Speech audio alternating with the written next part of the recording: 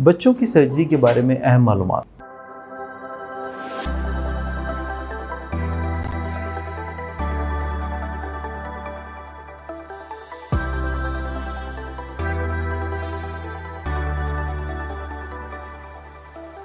अगर आपके बच्चे की सर्जरी प्लान हो गई है या प्लान होने जा रही है तो बिल्कुल परेशान होने की ज़रूरत नहीं है।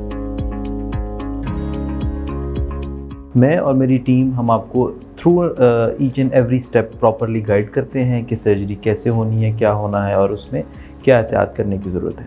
सबसे पहले बच्चे की सर्जरी से पहले बच्चे को कम से कम एक ख़ास ड्यूरेशन के लिए खाली पेट रखना होता है। इससे मुराद ये होती है कि जैसे हमारी टीम आपको गाइड करेगी कि इस ख़ास ड्यूरेशन के बाद, इस टाइम पीरियड के बाद आपने बच्चे को खाने पीने को कुछ नहीं देना। और इससे मुराद है कुछ नहीं देना, ना पानी देना है, ना जूस देना है, ना दूध देना है, ना कुछ खाने के लिए कोई नहीं देनी। ये चीज़ क्यों ज़रूरी है? ये बेहोशी के लिए ज़रूरी है, ये एनेस्थीसिया के लिए ज़रूरी है, ताकि ड्यूरिंग एनेस्थीसिया, ड्यूरिंग बेहोशी बच्चे को कोई कॉम्प्लिकेशन फेस करनी ना पड़े। कई दफ़ा बच्चों के अगर पेट में खुराक पड़ी हो, खाना पड़ा हो, तो ड्यूरिंग एनेस्थीसिया बेहोशी के दौरान बच्चा वॉमिट आउट कर सकता है और वो बहुत रिस्की हो सकता है। इसलिए ये सबसे पहली और ज़रूरी एडवाइस है जिसको आप लोगों ने बड़ी केयरफुली फॉलो करना है, जिसको हम अपनी ज़बान में नील पर ओरल या फास्टिंग टाइम बोलते हैं, कि आपने कम से कम एक ख़ास ड्यूरेशन के लिए, जैसा आपको बताया जाए, उस ड्यूरेशन के लिए बच्चे की फास्टिंग आपने ज़रूर करवानी है। Second step, during the day of surgery, उस दिन आप क्या एक्सपेक्टेशंस आपकी होती हैं? आपको एक ख़ास वक्त में हॉस्पिटल बुलाया जाता है कि इस टाइम पीरियड में आके आप हॉस्पिटल एडमिट हो जाएं। इनिशियली जब बच्चा हॉस्पिटल में एडमिट होता है तो कुछ पेपर वर्क होता है, कुछ फाइल वर्क होता है, कुछ कंसेंट फॉर्म्स, इजाज़तनामे होते हैं जिसमें आपको दोबारा सर्जरी के कॉम्प्लिकेशंस, उनके मसाइल के बारे में बताया जाता है। फिर आपसे उनके ऊपर इजाज़तनामा लिया जाता है।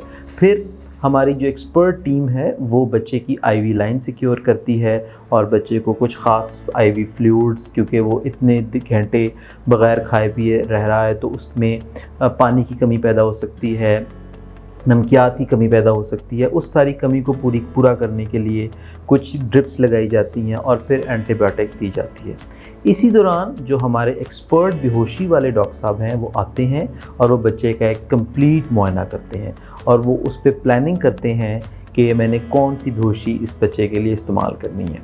कुछ पेरेंट्स का, बल्कि बहुत ज़्यादा पेरेंट्स का ये कंसर्न होता है कि क्या बच्चों के लिए बेहोशी सिक्योर है, क्या ये सेफ़ है।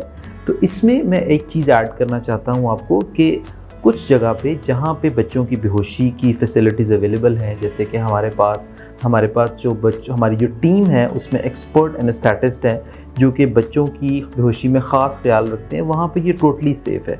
लेकिन कुछ जगह पे जहाँ पे ऐसे बेहोशी वाले डॉक्टर साहब नहीं हैं जिनको बच्चों को बेहोश करने में एक्सपर्टीज़ हासिल है, तो कोशिश करें उन जगहों को अवॉइड करें और अपने कंसल्टेंट से, अपने सर्जन से ये चीज़ ज़रूर डिस्कस करें कि आपके पास बेहोशी के एक्सपर्ट डॉक्टर हैं या अवेलेबल नहीं है।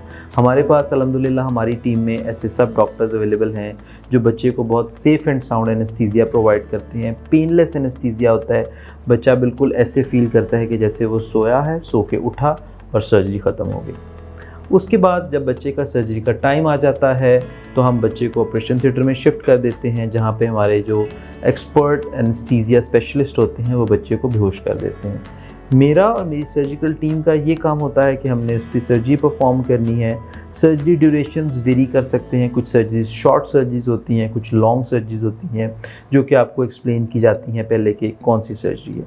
उसके फ़ौरन बाद जब ऑपरेशन ख़त्म हो जाता है, हमारा रिकवरी रूम है जहाँ पे हमारी एक्सपर्ट स्टाफ नर्सेज़ हैं, हमारे एक्सपर्ट डॉक्टर्स हैं जो अगले 30 मिनट्स के लिए 1 आवर के लिए बच्चे को अंडर ऑब्जर्वेशन रखते हैं।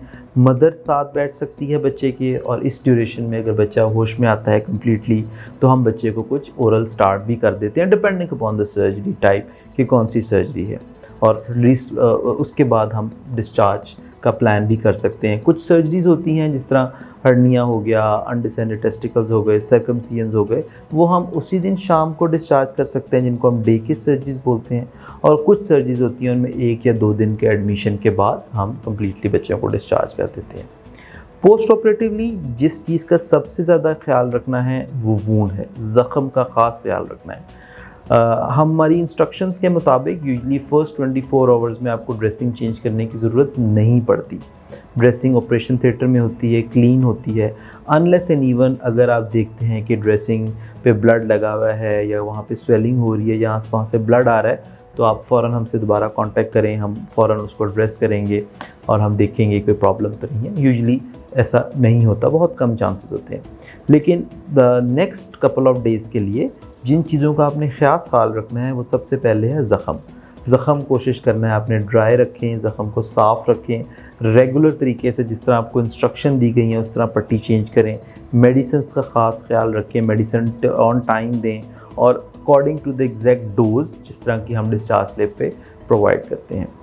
और इन दी एंड अगर आपके बच्चे को कोई भी प्रॉब्लम होती है, कोई कॉम्प्लिकेशन होती है ऑपरेशन के बाद भी ड्यूरिंग सर्जरी, तो मैं और मेरी टीम अवेलेबल हैं। आप हमसे कभी भी कांटेक्ट कर सकते हैं व्हाट्सएप के ज़रिए, नीचे नंबर्स अवेलेबल हैं, तो हम आपको कंप्लीट गाइड प्रोवाइड कर सकते हैं। Thank you very much.